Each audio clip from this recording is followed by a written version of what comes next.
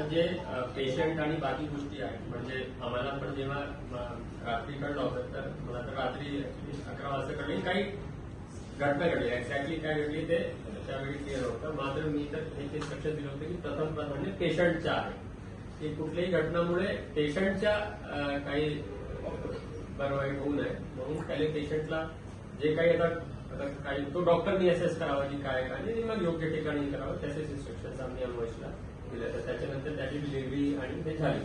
आता पेशंट बद्दल तो कधी आला आणि काय झालं त्याची एक रिपोर्ट मी पण मागितलेली आहे. कधी आला तो, त्याला कधी आपण तिथे ऍडमिट केला, मग तिथे काय काय आपण ऍडवाइस केलं वगैरे वगैरे ते पण रिपोर्ट माझ्याकडे. काल सर आम्ही काही लोकांच्या इंटरव्ह्यूज पाहिलेले त्यांच्या नातेवाईकांच्या संबंधित ते सांगतात की त्याच्या आधी काही घटना घडलेल्या.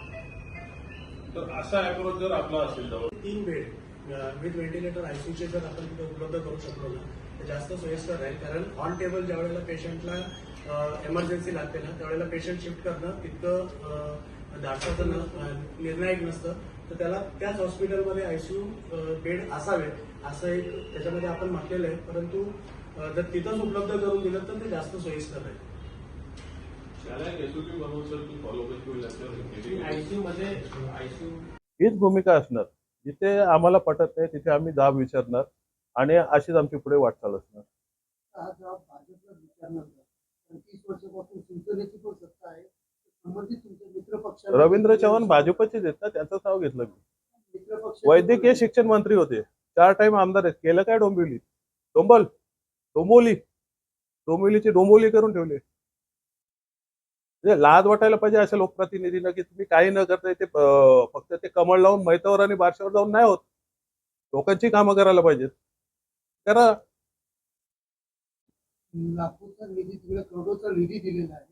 काय वाटतं की सत्तेत असून तुमच्या अधिकाऱ्यांवरती पहिला तर धन्यवाद, तुम्ही आम्हाला सत्तेत 6 महिने झाले आणि प्रश्न विचारतात.